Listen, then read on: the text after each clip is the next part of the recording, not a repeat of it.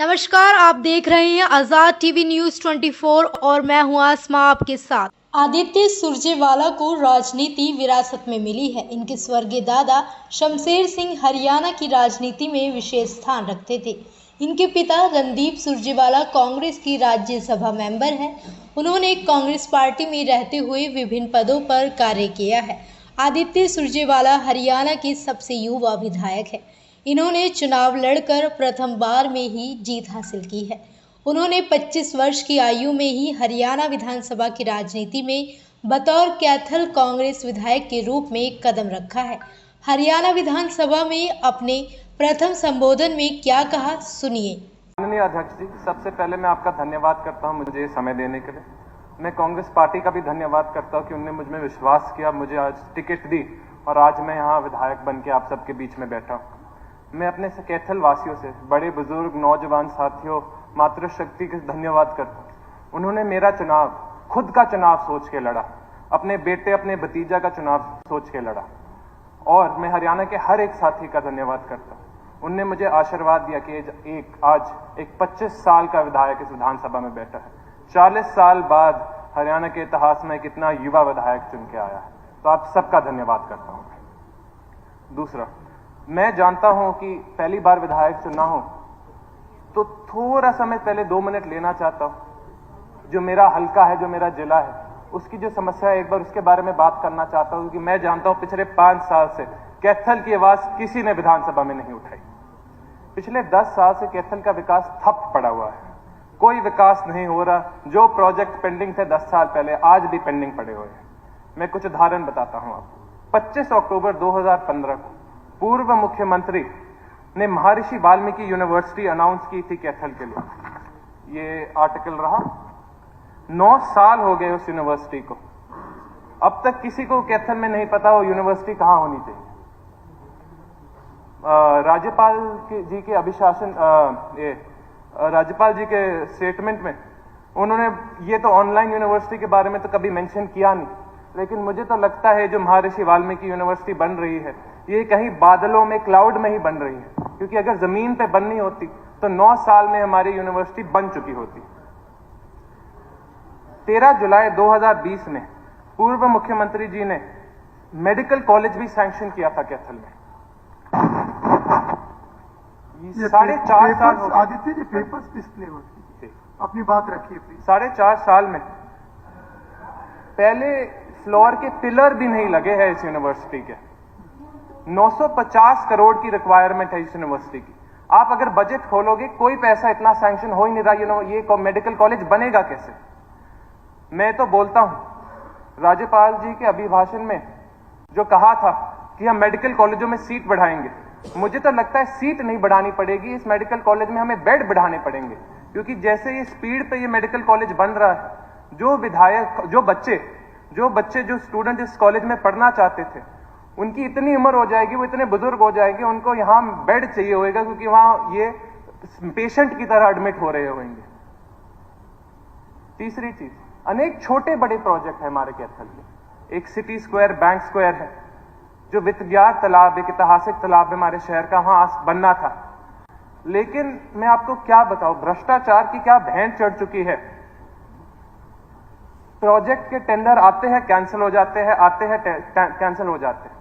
एक parking lot भी बनना था हमारे यहाँ, उदय भाई जी का किला है हमारे यहाँ, उसके पास पार्किंग लॉट बनना था। ये सारी जमीन कांग्रेस सरकार के टाइम एक्वायर हुई थी, लेकिन इन पे कोई प्रोग्रेस नहीं हुआ है।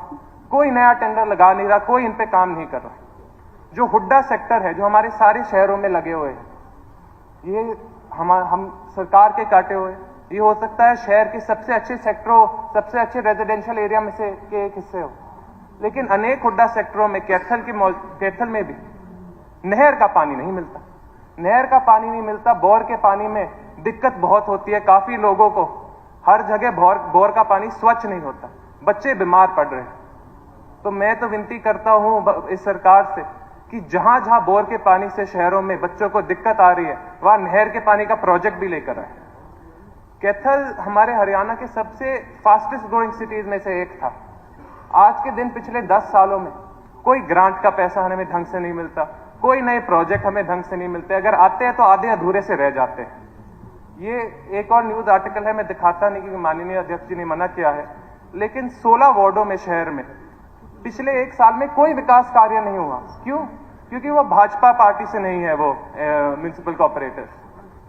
तो मैं विनती करता हूं इस भाजपा सरकार से, अगर हम काम कर रहे हैं, हमें हर 36 बरादरी के लिए काम करने, हर व्यक्ति, हर बड़े बुजुर्ग मातृशक्ति के लिए काम करने, हम सिर्फ अपने पार्टी वाले साथियों के लिए, अपने वोट बैंक के लिए काम नहीं कर सकते। और हमारे हरियाणा में भी 2 एक ऐसी समस्या है जिनके बारे में मुझे बात करनी है आपसे। सबसे पहला है युवा का पलायन। हमारे युवा साथी आज देश छोड़ के जा रहे हैं। अंबाला से करनाल ले लो, सिरसा से कुरुक्षेत्र ले लो, माननीय मुख्यमंत्री जी का जिला, सारे के सारे युवा सोचते हैं कि हम बाहर ही चले जाएंगे, हरियाणा में कुछ नहीं रहता। गवर्नर के एड्रेस में खुद इस गवर्नमेंट ने कहा कि हमारा कोर प्रिंसिपल हरियाणा एक, हरियाणवी एक है।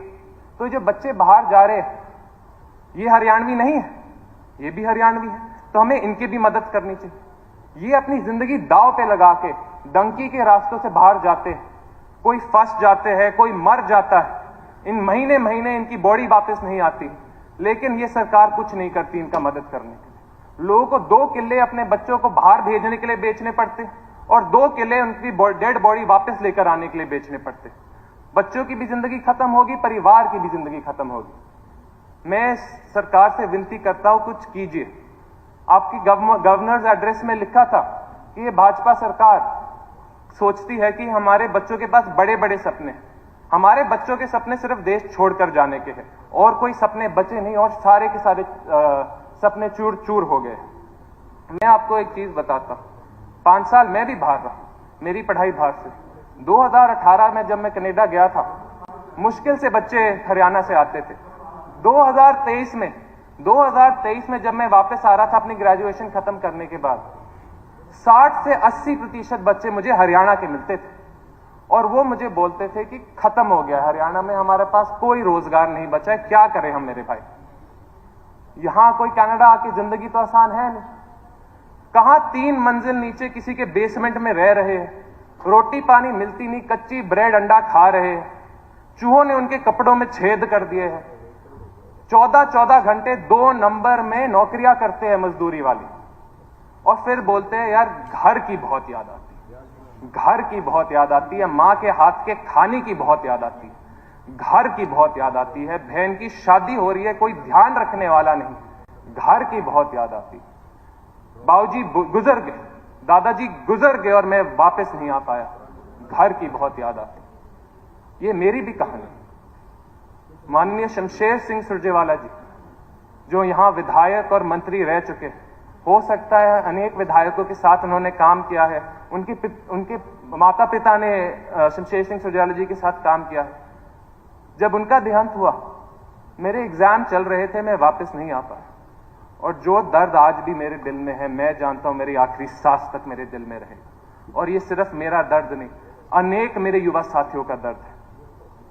तो मैं सरकार से विनती करता हूं, अगर हमें अपने युवा के भविष्य के लिए काम करना है तो हमें पलायन रोक के एक बार फिर से अपने हरियाणा में रोजगार लाना पड़ेगा। यहां कोई युवा नहीं रहने वाला। हम गांव में जाएंगे, हमें सिर्फ बुजुर्ग ही मिलेंगे। आज भी मैं जाता हूं, 50 साल से बड़े ज्यादा मिलते हैं, कम 20-25 साल के लड़के बहुत कम मिलते हैं। एक और बहुत बड़ा मुद्दा मैं 1 मिनट में जल्दी से बात करता हूं, वो किसानों का। आज किसान हरियाणा में मंडियों में सुबह 4 बजे खड़ा हो जाता है डीएपी खरीदने के लिए। 1900 रुपए में 1 बोरी ब्लैक में खरीद रहा है वो। लेकिन क्या करें, अगर बिल्कुल सुख शांति से वो खड़ा भी होता है, जैसे हमने 26 अक्टूबर 2024 में देखा उचाना मंडी में, पुलिस उन पे लाठीचार्ज कर देते। ये गैर कानूनी बना दिया जो उनका हक होता था डीएपी खरीदने का इस भाजपा सरकार ने। गवर्नर एड्रेस में उन्होंने कहा कि ये सरकार किसान को आत्मनिर्भर बनाना चाहती। माननीय अध्यक्ष जी, आज के दिन किसान आत्मनिर्भर नहीं बन रहा, वो आत्महत्या की स्थिति पे आ गया है, आत्महत्या की स्थिति पे आ गया है। बीके वाला नरवाना हल्के में एक गांव है, हमारा एक किसान साथी ने आत्महत्या कर ली। जब मैं उसके परिवार से मिलने गया, वो उसने मुझे बताया कि दिनों दिन ये साथी हम डीएपी ढूंढता रहा, इसे मिले नहीं। फिर उसे सोचा यार मैं 2 किले की खेती करता हूं, मैं अपना कैसा परिवार चलाऊंगा। उसने आत्महत्या कर दिया। मैं उसके बच्चे को कैसे समझाऊं, उसके 2 छोटे छोटे बच्चों को कैसे समझाऊं कि सरकार की कमी की वजह से आज इनके पिताजी नहीं रहे। कंक्लूड कीजिए। हाँ जी, तो मैं सरकार के आंकड़ों से ही कंक्लूड करता हूं। सरकार के आंकड़ों के हिसाब से आदित्य जी लिख के दे दीजिए, आपका रिकॉर्ड में आ जाएगा, लिख के दे दीजिए। 2 लाइन है जी, 2 लाइन। सरकार के आंकड़ों के हिसाब से नवंबर 2024 में 4.35 लाख टन डीएपी की जरूरत है, लेकिन अक्टूबर 2024 की सप्लाई में सिर्फ 1.85 लाख टन डीएपी है। इसका मतलब 2.5 lakh ton, 2.5 lakh ton supply है ही नहीं। फिर हमारे माननीय मुख्यमंत्री जी और हमारे माननीय मंत्री कृषि मंत्री जी कहते हैं कि कोई डीएपी की कमी नहीं है, लेकिन हमें दिख रहा है कि कमी है। तो कौन झूठ बोल रहा है? आंकड़े झूठ बोल रहे हैं या माननीय मुख्यमंत्री जी झूठ बोल रहे हैं? ऐसी और अधिक खबरें देखने के लिए बने रहिए आपके अपने चैनल आजाद टीवी न्यूज़ 24 पर।